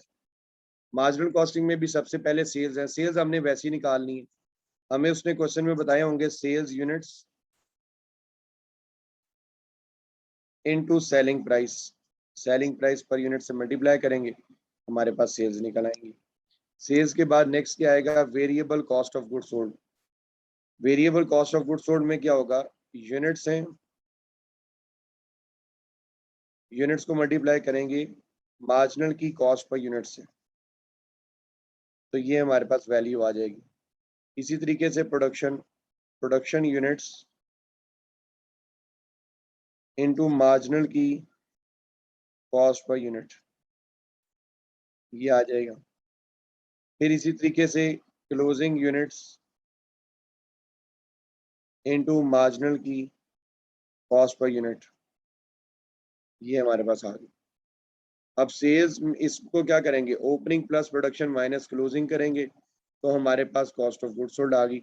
अब सेल्स में से हम कॉस्ट ऑफ गुड्स सोल्ड को माइनस करेंगे, तो हमारे पास ग्रॉस कंट्रीब्यूशन आ जाएगा। अच्छा स्टूडेंट्स, ये बात याद रखेंगे, ग्रॉस कंट्रीब्यूशन कोई टर्म नहीं होती, वर्ड कंट्रीब्यूशन ही होता है। ठीक है, तो अगर उसने लिख दिया है ग्रॉस कंट्रीब्यूशन तो आप उसको सुन लें, मान कह लें, लेकिन सिर्फ हम इस प्रोडक्ट को, इस वैल्यू को कहने के लिए टर्म ग्रॉस कंट्रीब्यूशन यूज कर रहे हैं। अदरवाइज वो जब भी कंट्रीब्यूशन कहेगा तो वो ये वाला कंट्रीब्यूशन होगा जो यहाँ पर फाइनल कंट्रीब्यूशन निकलता है। अब ये variable selling overheads, variable distribution overheads, ठीक है, ये हमने इसमें से लेस किए। तो ये देखें, अभी हमने पीछे डेफिनेट इसका फॉर्मूला क्या पढ़ा था कंट्रीब्यूशन का, sales minus all variable cost. तो अभी तक हमने सेल्स में से सिर्फ वेरिएबल कॉस्ट माइनस किया, तो कंट्रीब्यूशन आ गया। अब इसके बाद यहाँ पर आएगा हमारे पास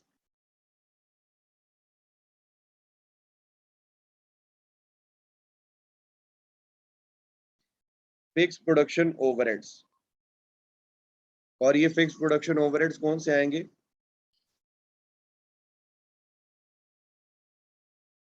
फिक्स प्रोडक्शन ओवरहेड्स यहाँ पर आ गए। चूंकि मार्जिनल वाला कह रहा था कि मैं फिक्स प्रोडक्शन ओवरहेड्स को पीरियड कॉस्ट मानता हूं, तो देखें वो कंट्रीब्यूशन के बाद फिक्स प्रोडक्शन ओवरहेड को as a period cost less कर रहा है। ठीक है, इसके बाद जो हमारे बाकी सारी जो फिक्स कॉस्ट हैं वो भी हमारी पीरियड कॉस्ट हैं, जैसे कि fix selling, fix distribution, fix administration. इन सब को टोटल करके हम यहाँ से लेस करेंगे, तो हमारे पास मार्जिनल का क्या निकल आएगा, नेट प्रॉफिट निकल आएगा। मार्जिनल कॉस्टिंग का क्या निकल आएगा, नेट प्रॉफिट निकल आएगा। जी स्टूडेंट्स, फॉर्मेट ओके है सबको या नहीं। इसमें और एब्जॉर्प्शन में डिफरेंस ये है कि इसकी यहाँ पर जो हमने फिक्स प्रोडक्शन ओवरहेड कॉस्ट जो निकाली है, ये हमने यहाँ से कंट्रीब्यूशन के बाद लेस की है, जबकि हम एब्जॉर्प्शन में से इसको लेस नहीं कर रहे थे, क्योंकि वो एब्जॉर्प्शन में ऊपर cost of good sold production cost में चार्ज हुआ था, कॉस्ट ऑफ गुड सोल्ड में एज ए प्रोडक्ट कॉस्ट, जबकि यहाँ पर वो as a period cost less हो रहा है, इसलिए हमने इसको ऊपर कॉस्ट ऑफ गुड सोल्ड में चार्ज नहीं किया था। इसीलिए तो हम इसको variable cost of good sold कह रहे हैं, क्योंकि मार्जिनल की प्रोडक्शन कॉस्ट में तो सिर्फ और सिर्फ वेरिएबल कॉस्ट होती है, प्रोडक्ट कॉस्ट, फिक्स कॉस्ट को तो हम वैसे ही पीरियड कॉस्ट मानते हैं। इज डेट क्लियर और नॉट, यस और नो।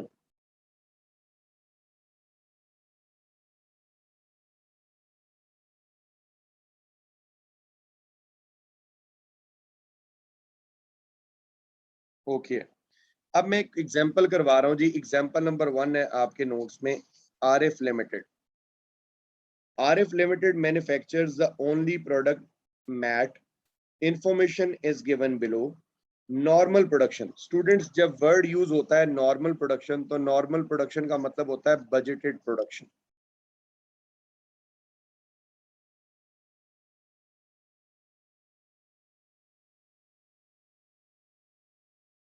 नॉर्मल प्रोडक्शन मतलब बजटेड प्रोडक्शन, यानी कि ये बजटेड एक्टिविटी लेवल है। नॉर्मल प्रोडक्शन मतलब बजटेड एक्टिविटी लेवल।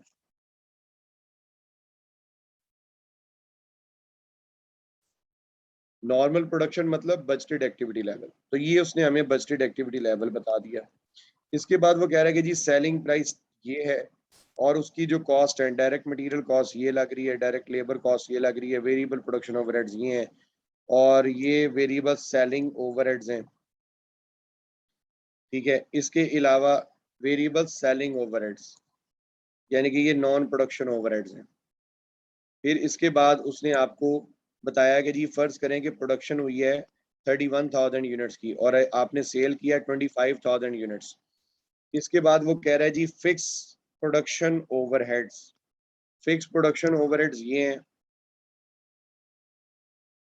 ये हमारे फिक्स प्रोडक्शन ओवरहेड्स हैं। इसके बाद फिर फिक्स सेलिंग और फिक्स एडमिनिस्ट्रेशन कॉस्ट उसने बताई है। अब वो कह रहा है कि जी there is no opening stock, कहता है कि यहाँ पे कोई ओपनिंग स्टॉक नहीं है। ये उसने बड़ा क्लियरली कह दिया कि कोई ओपनिंग स्टॉक नहीं हुआ। लेकिन स्टूडेंट्स इस बात का लिंक सिर्फ और सिर्फ रिक्वायरमेंट ए से है,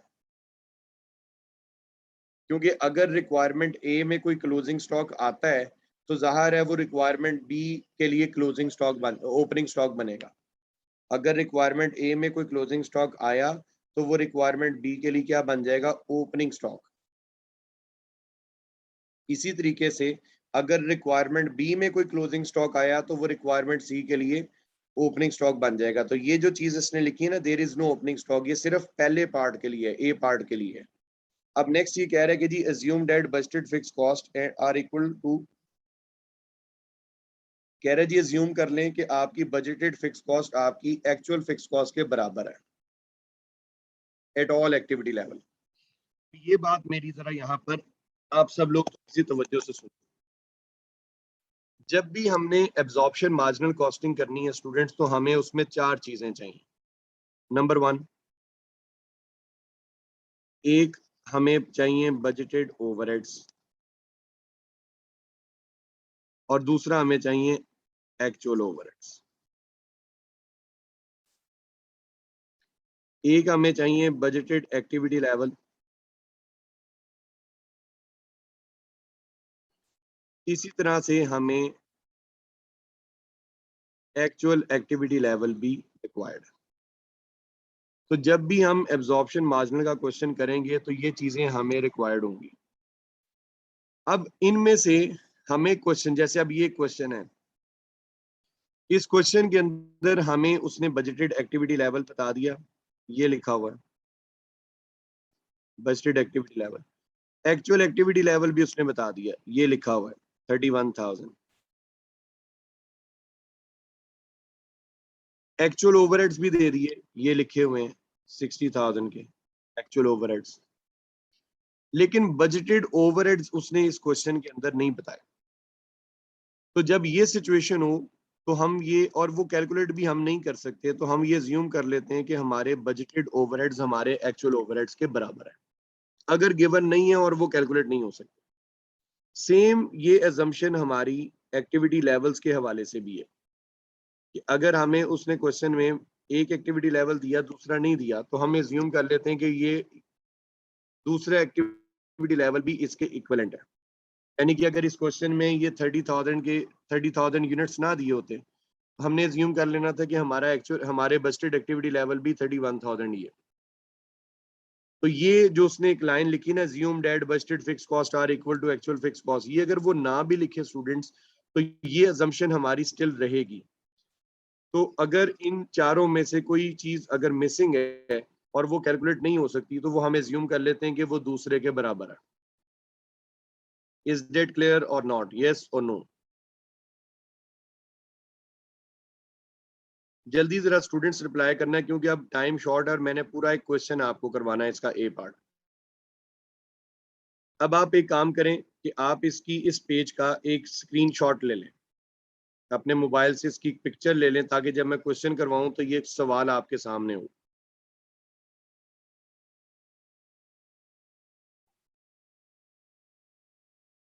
जी नोट्स में भी है, लेकिन अब नोट्स पता नहीं, वो फिर वही मसला है कि कोई आज सवाल में जाकर कोई कह दे कि मेरे पास नोट्स नहीं है।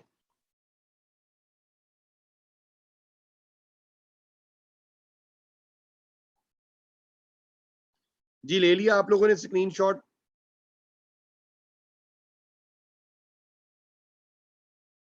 अच्छा, अब इसमें हमने करना ये है कि हमने प्रॉफिट कैलकुलेट करना है using absorption and marginal costing, यानी कि जो भी हमने पीछे जो दो फॉर्मेट्स पढ़े हैं एब्जॉर्प्शन और मार्जिनल के, हमने उन फॉर्मेट्स को यूज करके प्रॉफिट एंड लॉस अकाउंट, इसका जो प्रॉफिट कैलकुलेट करना है एब्जॉर्प्शन से भी मार्जिनल से भी। अच्छा, जब ये क्वेश्चन आता है स्टूडेंट्स, तो बेहतर ये इसमें बेस्ट अप्रोच ये है कि हम पहले 4 वर्किंग्स कर लें। अगर हम वो 4 वर्किंग्स कर लेते हैं तो वो 4 वर्किंग्स कर लेने से हमारा काम बहुत ज्यादा आसान हो जाता है। वो वर्किंग्स कर लेने से हमारा काम बहुत ज्यादा इजी हो जाता है, बहुत ज्यादा सिंपल हो जाता है। अब वो चारों वर्किंग्स क्या है?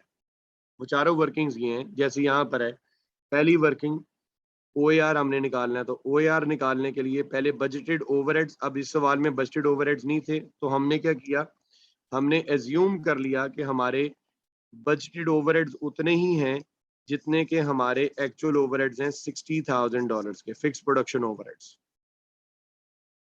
डिवाइडेड बाय हमारा बजटेड एक्टिविटी लेवल 30,000 यूनिट्स, जो कि उसने नॉर्मल प्रोडक्शन के हवाले से दिया हुआ। तो हमारा यहाँ पर OAR बनता है 2 पर यूनिट। जी स्टूडेंट्स, इज डेट क्लियर और नॉट, यस और नो? हमारा OAR निकल आया कितना? 2 पर यूनिट। हमारा OAR कितना निकल आया? 2 पर यूनिट। अब हमने इसमें प्रोडक्शन कॉस्ट पर यूनिट निकालनी है, एब्जॉर्प्शन। अब मटेरियल की कॉस्ट पर यूनिट गिवन है, वो एब्जॉर्प्शन में भी की प्रोडक्शन कॉस्ट में भी आती है, मार्जिनल में की भी प्रोडक्शन कॉस्ट में आती है। डायरेक्ट लेबर दोनों की प्रोडक्शन कॉस्ट में आती है तो दोनों में लिख दी। डायरेक्ट एक्सपेंस इस क्वेश्चन में नहीं है, अगर होता तो दोनों में लिखते। वेरिएबल प्रोडक्शन ओवरहेड्स एब्जॉर्प्शन में भी आएंगे, मार्जिनल में भी आएंगे $4 के। और फिक्स प्रोडक्शन ओवरहेड ये हमने अभी ऊपर कैलकुलेट किया OAR।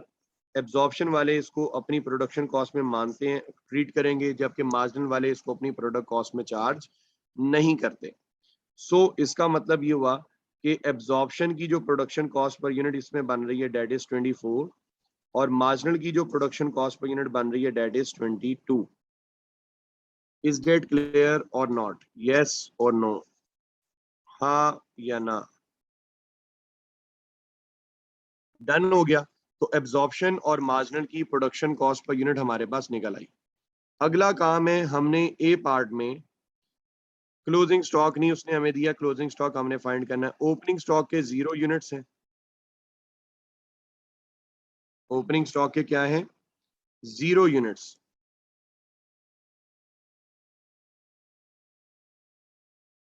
प्रोडक्शन कितने की हुई है? रिक्वायरमेंट डे में लिखी हुई है 31,000 यूनिट्स की।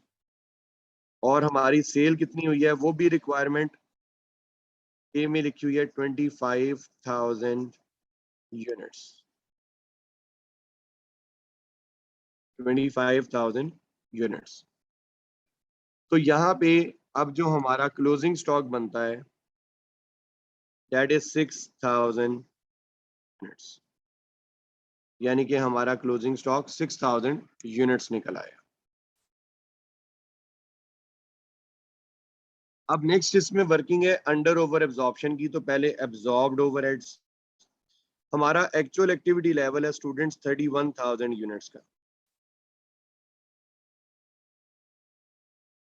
और हमारा OAR है 2 पर यूनिट,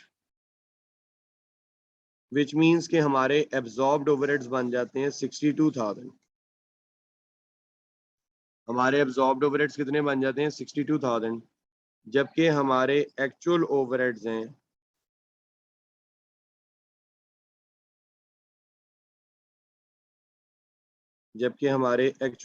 कितने हैं? 60,000 रुपीज। जी आप लोगों को स्टूडेंट्स मेरी आवाज आ रही है? जाहिद साहब आपको आवाज आ रही है?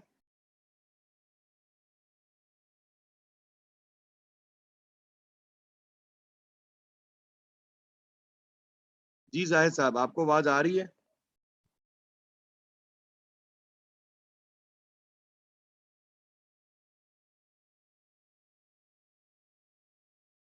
तो यहाँ पे डिफरेंस आ गया कितने का? 2,000 रुपीज का। और ये 2,000 रुपीज हमारे क्या है, अंडर या ओवर? शाबाश तारिक साहब, ये हमारे 2,000 से ओवर एब्जॉर्ब है।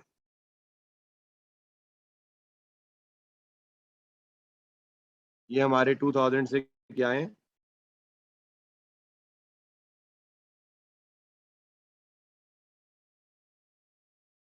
Over absorb. ये हमारे 2000 से क्या है, ओवर एब्जॉर्ब। अब जब हमने ये दो वर्किंग्स कर ली हैं तो अब सिर्फ इसके अंदर डाटा पुट करना रह गया, यानी कि अब इसमें कोई टेक्निकल चीज नहीं है। इसका भी एक स्क्रीनशॉट ले लें ताकि जब मैं वैल्यूज पुट करूं तो अब आप ये ना कहेंगे ये कहां से आ रही हैं। जल्दी से इसका स्क्रीनशॉट लें, शाबाश।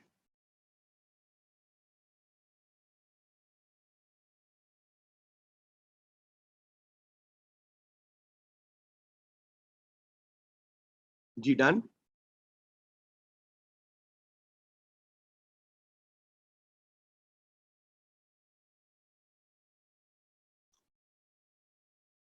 ओके, अब हम इसको सॉल्व करने जा रहे हैं और ये हम कर रहे हैं इसका ए पार्ट। सबसे पहले जी सेल्स, हमने सेल कितनी की है, 25,000 यूनिट्स हमने सेल की हैं। कितने ज्यादा यूनिट्स हमने सेल किए हैं, 25,000 यूनिट्स हमने सेल किए हैं। और हमारी सेलिंग प्राइस कितनी है जी, हमारी सेलिंग प्राइस है, सवाल में उसने बताई है 40 पर यूनिट। तो हमारा रेवेन्यू बन गया 1 मिलियन का। शाबाश हसन, हमारा रेवेन्यू बन गया $1 मिलियन का, 1 मिलियन रुपीस का।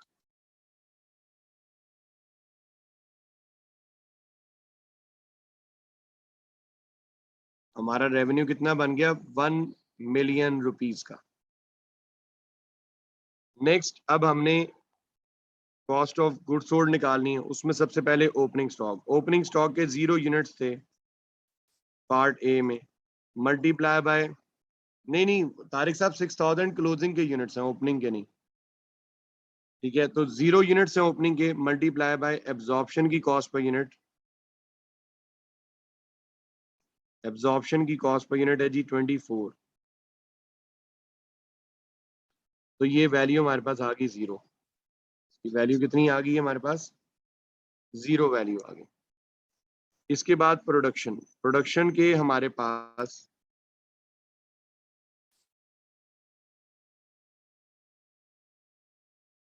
31,000 यूनिट्स हैं और इनटू ₹24,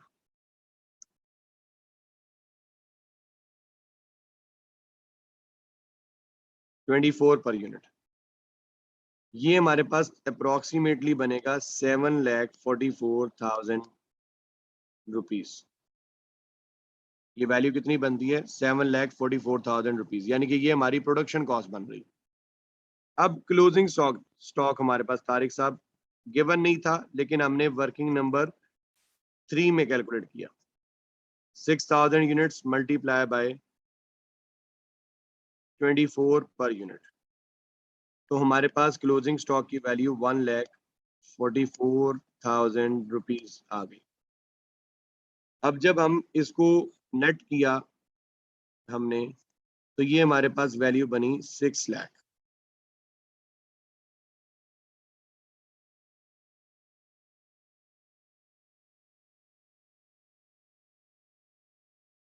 कितना बन गया जी, ये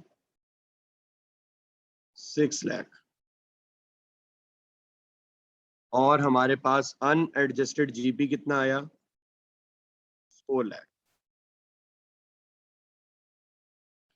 अनएडजस्टेड जीपी हमारे पास 4 लाख आ गया। और हमारी ओवर एब्जॉर्प्शन थी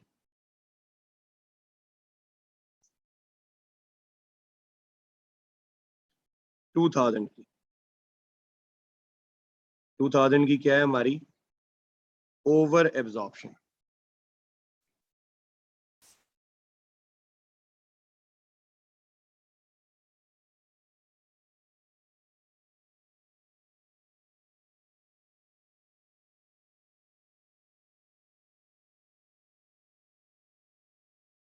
टू 2,000 की ओवर एब्जॉर्प्शन थी।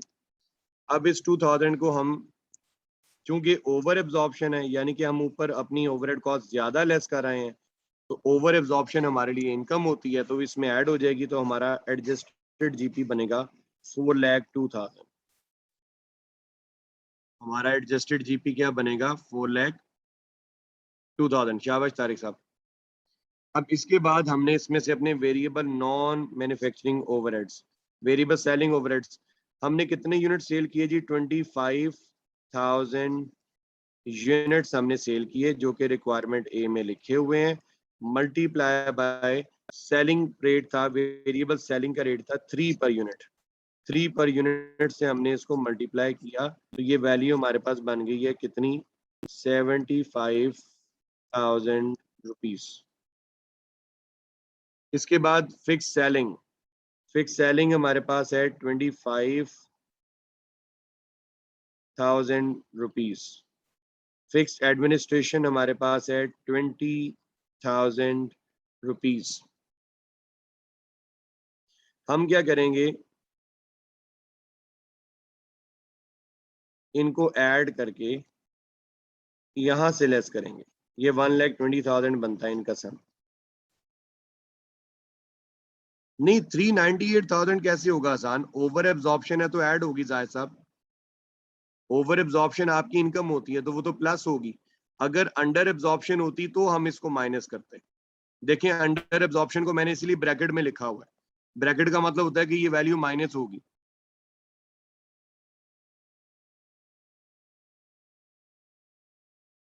अब इसके बाद यहाँ पे अब हमारा नेट प्रॉफिट निकल आया 2,82,000 रुपीज। जी स्टूडेंट्स, इज डेट क्लियर और नॉट? इसमें कोई टेक्निकल चीज?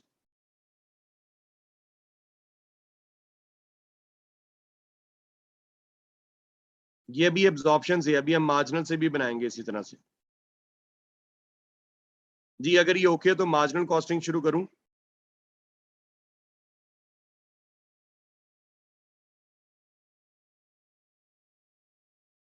अब जब हम इसको मार्जिनल कॉस्टिंग से करेंगे, अगेन ए पार्ट है, जब हम इसको मार्जिनल कॉस्टिंग से करेंगे तो अगेन वही चीज, सबसे पहले सेल्स 25,000 यूनिट्स हमने सेल किए, रिक्वायरमेंट ए में मेंशन है, इनटू सेलिंग प्राइस हमारे पास है जी 40 रुपीज पर यूनिट। तो हमारे पास रेवेन्यू आ गया कितना?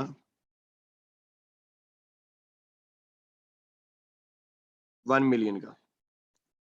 अब है variable cost of goods sold. Variable cost of goods sold में सबसे पहले ओपनिंग स्टॉक, ओपनिंग स्टॉक हमारे पास 0 यूनिट्स हैं, क्योंकि ए पार्ट में हमारे पास कोई ओपनिंग स्टॉक नहीं था, और मार्जिनल की कॉस्ट पर यूनिट इज 22, तो ये वैल्यू 0। प्रोडक्शन हमने की है 31,000 यूनिट्स की, और कॉस्ट पर यूनिट इज 22, तो ये बन जाएगी कितनी जी? 6,82,000। अब इसके बाद क्लोजिंग स्टॉक, क्लोजिंग स्टॉक हमारे पास कितना है? 6,000 यूनिट्स मल्टीप्लाई बाय रुपीज 22, तो ये 1,32,000 का हमारे पास क्लोजिंग स्टॉक आता है। अब ये जो हमारे पास cost of goods sold variable है, इसको यहाँ से माइनस करेंगे तो हमारे पास कॉस्ट ऑफ गुड्स सोल्ड बनती है 5,50,000। तो हमारा ग्रॉस कंट्रीब्यूशन निकलता है 4,50,000।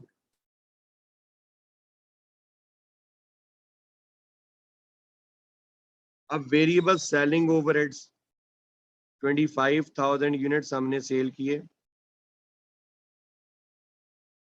Into variable selling overhead rate 3 था, तो 75,000 एज इट इज हमने यहाँ से लेस कर दिया। तो हमारे पास फाइनल जो कंट्रीब्यूशन निकला वो था 3,75,000 रुपीज। अब fix selling overheads, sorry fix production overheads, और फिक्स प्रोडक्शन ओवरहेड्स हमने कौन से लेने हैं? एक्चुअल, जो कि हमें उसने क्वेश्चन में दिए हुए हैं। कितने दिए हुए हैं जी? 60,000 रुपीज के, ये एज इट इज हमने यहाँ लिख दिए। इसके बाद फिक्स सेलिंग ओवरहेड्स 25,000 रुपीज के गिवन है क्वेश्चन में। फिक्स एडमिनिस्ट्रेशन ओवरहेड्स 20,000 रुपीज के गिवन है क्वेश्चन के अंदर। अब हम इन तीनों को ऐड करके यहां से लेस करेंगे, ये बन जाता है 1,05,000। इसमें से सब्ट्रैक्ट करेंगे तो हमारे पास नेट प्रॉफिट निकल आएगा 2,70,000। हमारे पास प्रॉफिट निकल आएगा कितने का? 2,70,000 का। स्टूडेंट्स, किसी को कोई कंफ्यूजन, कोई इशू अभी पूछें जल्दी से, शाबाश। क्या ये सबको क्लियर है?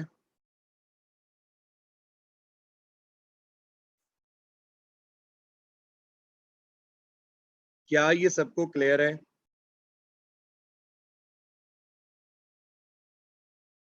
अब इसमें एब्जॉर्प्शन और मार्जिनल का प्रॉफिट थोड़ा डिफरेंट आया है। अब ये डिफरेंट क्यों आ रहा है, इसकी लॉजिक हम लोग इंशाल्लाह मंडे को जो हमारी क्लास होगी उसमें मैं करवाऊंगा।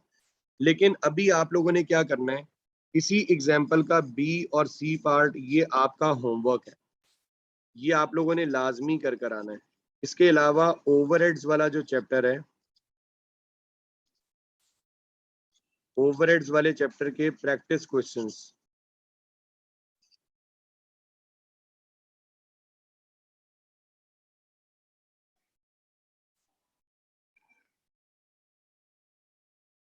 तो ये आपका होमवर्क है जो ऑलरेडी पेंडिंग है, तो ये आप लोगों ने मंडे को करके आना है। अच्छा, अब जो चीज इसमें डिफरेंस है वो ये है,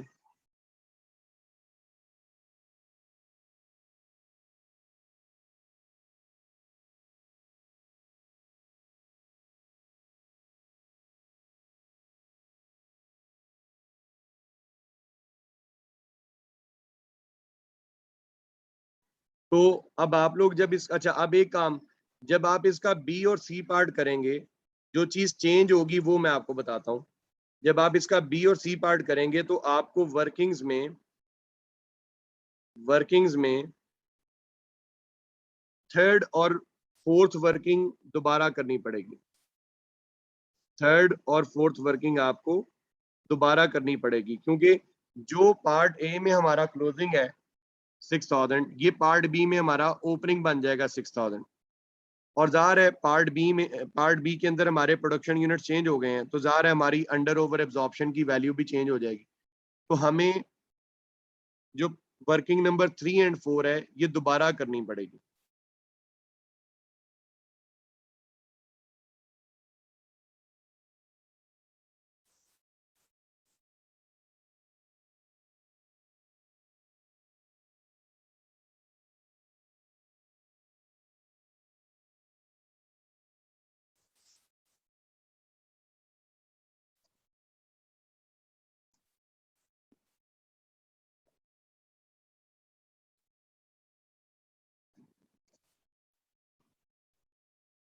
जी, ज़ाहिर है कॉस्ट पर यूनिट भी वही रहेगी, ओएआर भी वही रहेगा, तो सिर्फ जो थर्ड और फोर्थ रिक्वायरमेंट है वो आपकी चेंज हो जाएगी, क्योंकि प्रोडक्शन यूनिट चेंज हो रहे हैं इसलिए अंडर ओवर एब्जॉर्प्शन चेंज हो जाएगी। और चूंकि जो क्लोजिंग था पार्ट ए में वो पार्ट बी का ओपनिंग बन गया, तो इसलिए पार्ट बी में हमें दोबारा फिर क्लोजिंग कैलकुलेट करना पड़ेगा। इसी तरह फिर सी पार्ट में भी होगा। सो ये स्टूडेंट्स, जो नेक्स्ट लेक्चर में जो चीज़ मैंने पढ़ानी है वो पूरी एब्जॉर्प्शन मार्जिनल कॉस्टिंग की मिथ है।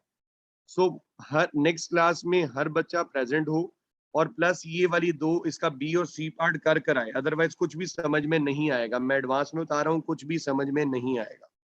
इस चीज को मेक श्योर कीजिएगा।